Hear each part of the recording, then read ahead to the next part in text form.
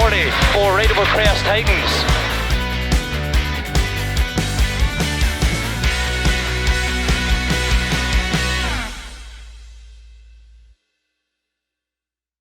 The Plains Rally, organised by Knutsford and District Motor Club, marks the midpoint on the Jordan Road Surfacing BTRDA Rally Championship calendar. With those title fights starting to unfold as well, none more so than Ewan Thorburn, winner of our opening 3 rounds of the series, leading the cruiserway as well from the start this weekend. And indeed, on the morning stages, it would be that Thorburn name at the top of the leaderboard once again. Ewan Thorburn, Paul Beaton fastest out of the blocks and opening up an early 19-second lead.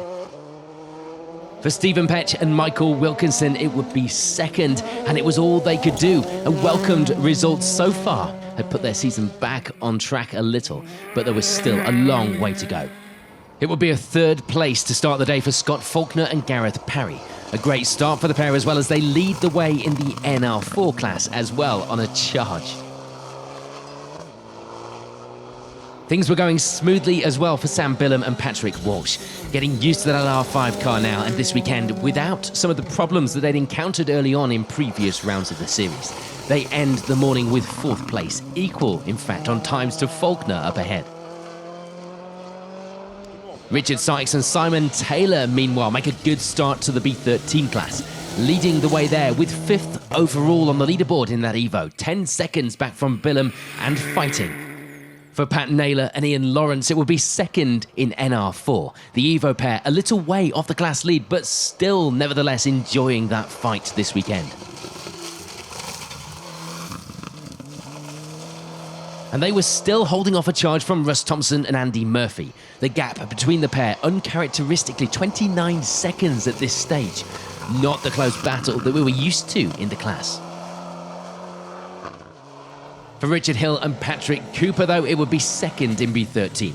The Impreza pair going strong here, lying in 8th place on the leaderboard too. And hanging on the coattails of Hill on the results were Petter Kreisen and Lucas Sintel, 3rd in B13 as well as 9th overall. Rounding out the top 10 here would be George Lepley and Tom Woodburn. The Silver Star leaders going so well this weekend that they make an appearance in top of the Gold Star results overall. Some early attrition though on the stages, and it would be Ian Joel with Graham Wood alongside in that Escort Cosworth, the pair stopping on the 2nd stage of the day. So we're midway through the day. The results at the Plains Rally are looking like this in Gold Star. Let's head out onto those stages for the second half of the day, and we see a few changes as well to the leaderboard. Theo Bengry and Les Forsbrook moving up to 3rd in B14, bringing out the new Proton for its first outing on the stages. No change in pace or impressiveness for George Lepley and Tom Woodburn. They still round out the top 10 in the Gold Star Cruise, of course, leading their class with that result so far. After problems in the morning, it will be a move back up the results for Matthew Hurst and Declan Deere. They end the day with 9th place overall, 4th in the B13 class. Just 1 position gained for Petter Kreisen and Lucas Sintel, but they're all important, aren't they? They end the rally after a strong afternoon in 8th place overall, 3rd in B13. Meanwhile, it was still 2nd in the class for Richard Hill and Patrick Cooper. A good end to the rally for the pair in the class, as well as 7th place on the overall leaderboard. There was frustration as Pat Naylor and Ian Lawrence, desperate to hold on to that 2nd place in the NR4 class, dropped back to 3rd in the class through the afternoon. Still a good, strong overall finish of 6th. And we may have jinxed it. Sadly, after such a strong start this time out, we do lose Sam Billam and Patrick Walsh. They retire on stage 3 after such a strong start to the rally. No commiseration is necessary for this man though. Richard Sykes, Simon Taylor alongside. 5th place overall, and of course, taking B13 with that result. For Russ Thompson and Andy Murphy, it would be a great comeback to take 2nd in the NR4 class. Damage limitation on the rally then, but some good points to add to that season haul so far. But taking class victory this weekend would be Scott Faulkner and Gareth Parry. That top step on the class podium, as well as the 3rd place on the podium overall, putting them 2nd in the Gold Star Championship after this round. It will be another runner-up finish for Stephen Petch and Michael Wilkinson. They take second place, which they will be happy with to get some more points on the board. They're all valuable. A good weekend for the Fiesta pair, still wondering what they need to do to get to that top step. But someone who knows all too well how to get to the top step, taking victory once again, will be Ewan Thorburn and Paul Beaton. The pair looking unstoppable in that Focus WRC this season. 4 from 4 now, and looking almost certain to take the title for 2019. So confirmation then of the final results at the end of the Plains Rally for 2019.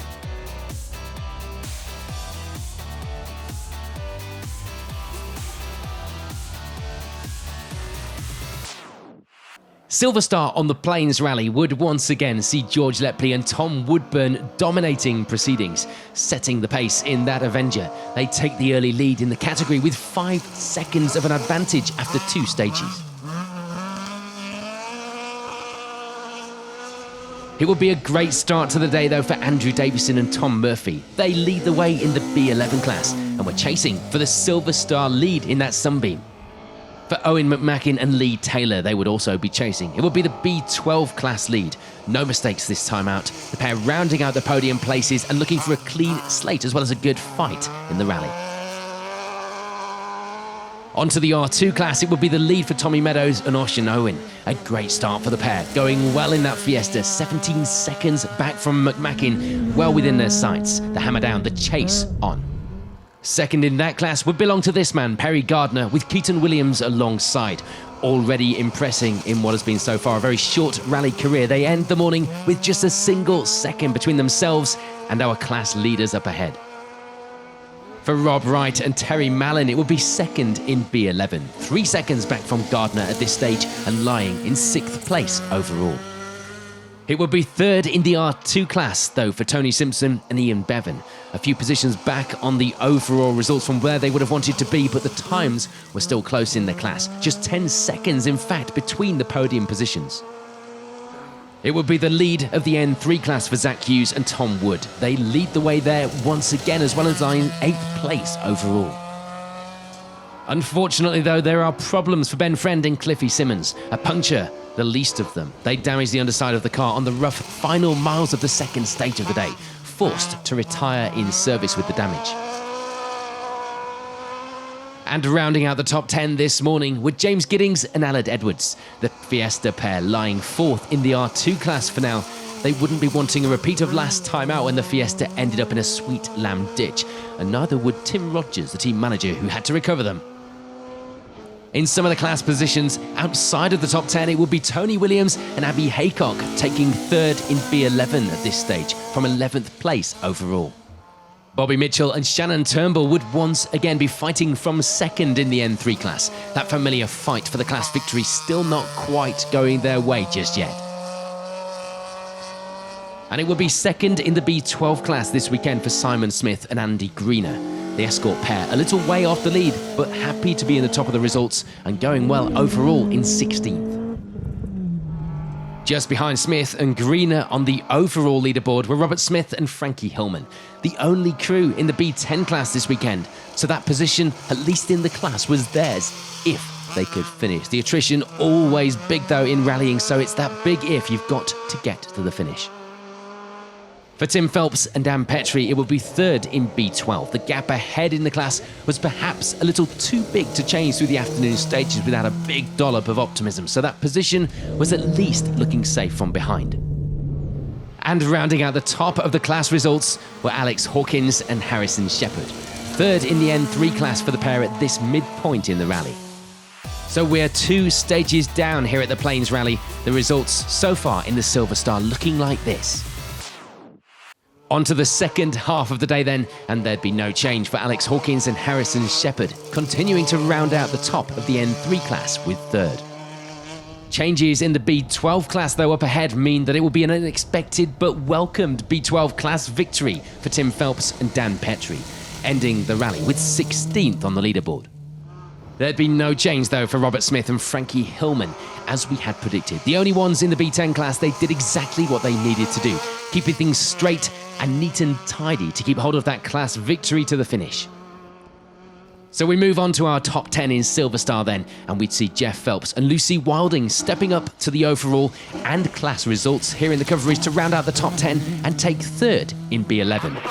Frustratingly for them, Andrew Davison and Tom Murphy were unable to keep challenging for that victory. They dropped down the leaderboard, in fact, with problems in the afternoon, forced to take second in the class from 9th overall.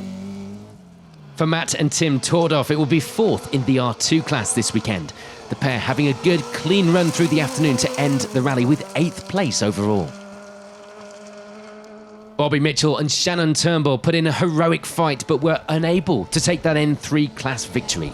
Things were close though once again, the pair finishing just 15 seconds back from the winners at the end of the rally. And of course, the eagle-eyed among you will spot that those winners would once again be Zach Hughes and Tom Wood. Another class victory to add to the tally for the season, and a great 6th place overall position to have achieved it from as well. It will be a podium in the R2 class this weekend for Tony Simpson and Ian Bevan. 3rd in the class was theirs this weekend, as well as 5th overall. Meanwhile, it would be a good finish for James Giddings and Alan Edwards, putting that non-finish of the previous round behind them to take 2nd in the class this weekend, as well as 4th overall. Some attrition further up the leaderboard here, though. We do lose Owen McMacken and Lee Taylor from our podium positions. Their rally coming to an end in a ditch in stage 5. So that would see a change in the podium positions, of course, with Rob Wright and Terry Mallin taking that 3rd place to end the rally. B11 victory theirs as well. Perry Gardner and Keaton Williams, meanwhile, score their best result to date. 2nd place overall in the Silver Star, enough to take another victory in the R2 class as well here at the Plains Rally. Definitely one to watch, this pair. But taking another victory in the category would of course be George Lepley and Tom Woodburn. They end the rally with just over a minute's advantage at the end of the day in that Avenger. That Silver Star defence looking ever better for the pair this season. So confirmation then of the final results here on the Silver Star category on the Plains Rally. The 1400 category in the BTRDA Rally Championship had seen some dominance so far from returning MG crew Callum Black and Michael Gilby. And this weekend looked set to be no different, the pair opening up an early 40-second lead after the morning stages. Behind Black and Gilby on the leaderboard were Chris Powell and Jim Lewis. Once again, the closest challengers to that lead, but the gap a little bigger than usual. For Steve Black and Paul Morris, it was looking good for a podium again this weekend. 3rd place for now, but they'd be looking to try and climb a little higher through the afternoon stages with a big push. Behind Black Senior in the results were Pete Gorst and Phil King. No cutting the corners this time out. They lie in 4th place for now, 25 seconds from that car up ahead. Things a little closer though for Dominic Hodge and Stefan Arndt. They were just 12 seconds back at this stage, sitting just behind on the leaderboard in 5th. And the times for 6th place would be close as well. Noel Lappin and Will Atkins in the Escort taking that position 14 seconds back from Hodge. Problems last time out had been a setback, don't forget, for Stuart Spire and Peter Williams. Thankfully this time things were going a little smoother. They end the morning in 7th place in the Corsa. And it would be an early lead in the 1400 C class for Richard Garnett and Gino Govier. They take a small advantage in that class in 8th place overall. And for Jane Auden-Rowe and Chris Rowe, it will be 9th. Not fighting for the class, but the times only 12 seconds apart at this stage.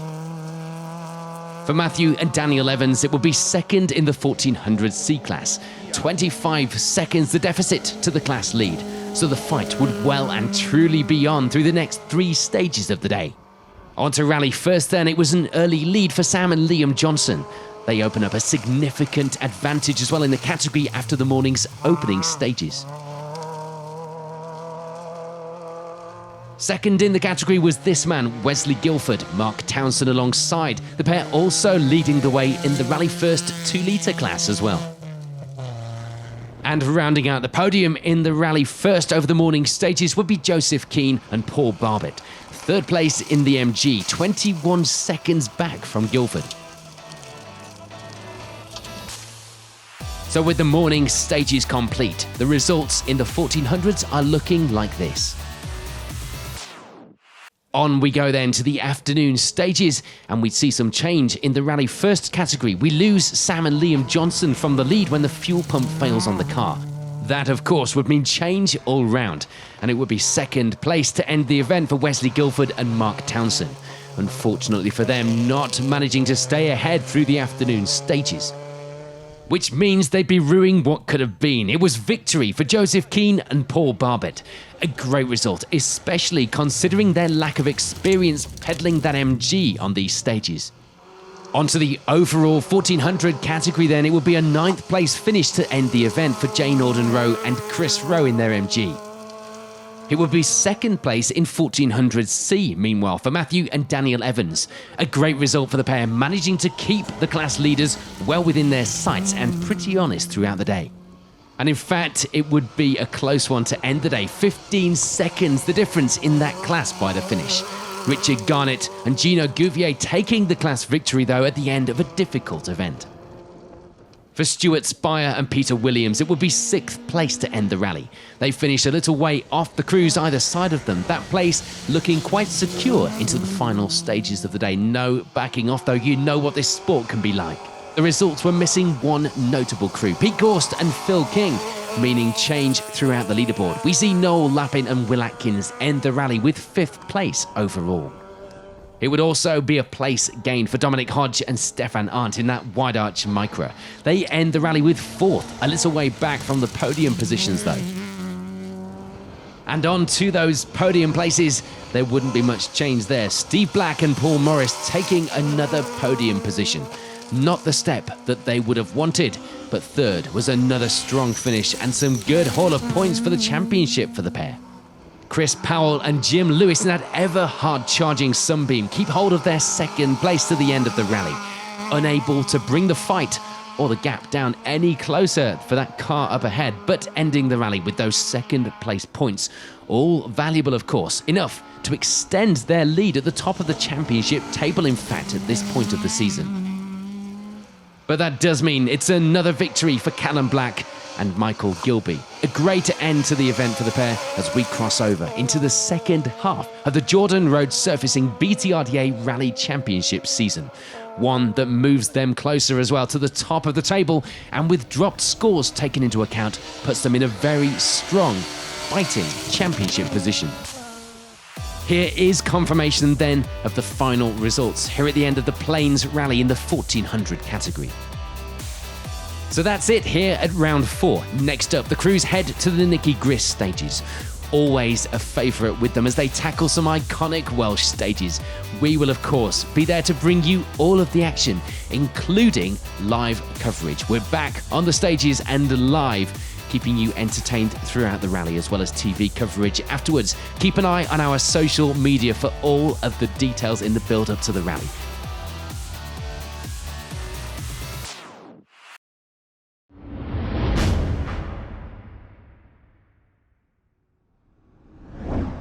The 4th round of the MRF Fiesta SD Trophy took place on the Plains Rally. A new base for the event, new stages and a whole new challenge for the crews. There may have been some new things to look forward to, but the leaderboard was looking pretty familiar. Zach Hughes and Tom Wood leading the way after the morning's 2 stages. They do have a few moments along the way, but thankfully for them, nothing that would affect that lead at this stage.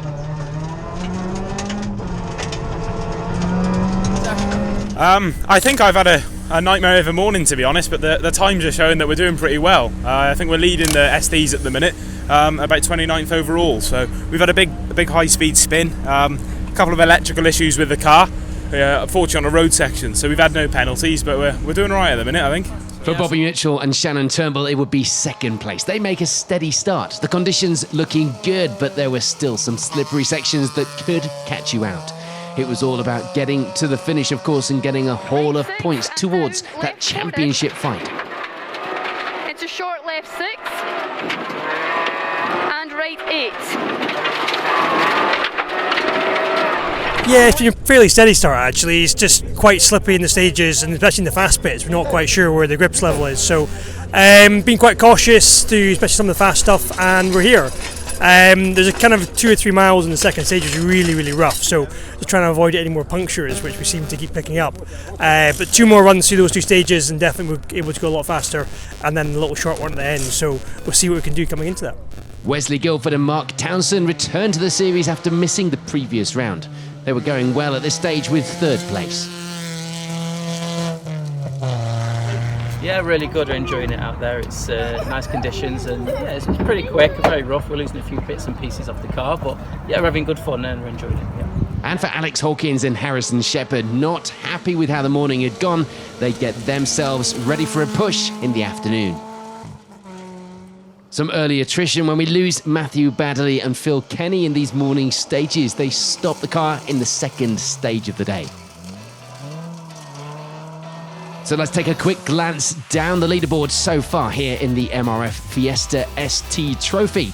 The 2nd part of the rally still to go.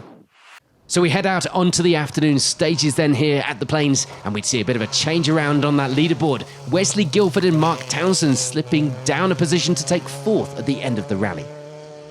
That would, of course, mean a switch to 3rd place for Alex Hawkins and Harrison Shepherd, even with a 3-minute time penalty to end the rally. For Bobby Mitchell and Shannon Turnbull, there was no catching the leaders once again. They keep them in their sights though, ending the rally with 15 seconds separating our top 2. But it would have to be 2nd place once again this weekend for Mitchell. 60. Right 2 over crest. Is right 60, is it? Yep. And that, of course, means that it's another victory under Zach Hughes' belt. Tom Wood alongside once again. A great end to the rally for the pair. They're getting used to this champagne. They didn't feel that they'd done as well as the times were showing though, but they would certainly be happy with that result this weekend. Confirmation then of the times at the end of the Plains Rally 2019.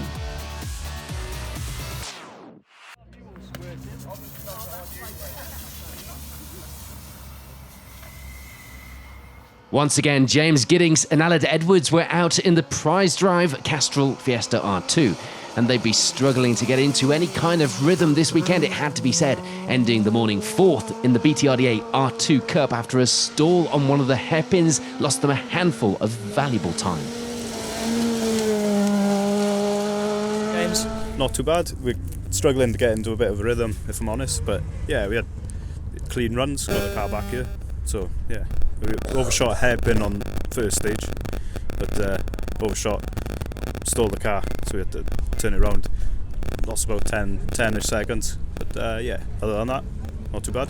Thankfully, the afternoon would go much more to plan. Some good times on the board, and misfortunes of others combined with that would give them a boost, moving up the leaderboard, getting the pair 2nd place in the R2 Cup by the end of the event. A difficult rally then, some good points and some good experience for the pair to add to their season campaign so far.